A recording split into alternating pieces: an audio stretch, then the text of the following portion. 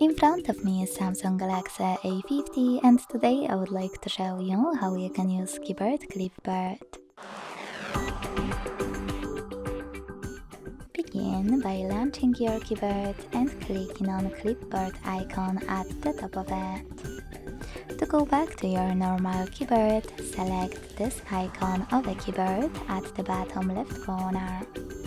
Now to use Clipboard, just copy or cut any text and tap on it right away at the top of your keyboard to paste it. You can also paste it by clicking on Clipboard and tapping on it here. To pin one of your added sentences, hold the chosen one and click on this locked padlock at the bottom right corner.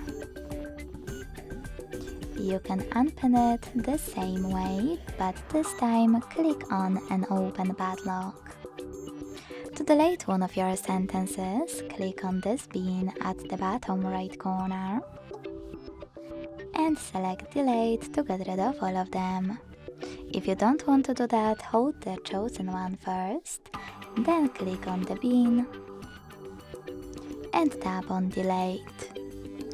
Thanks so much for watching. If you enjoyed this video, leave a like, comment and subscribe. Bye!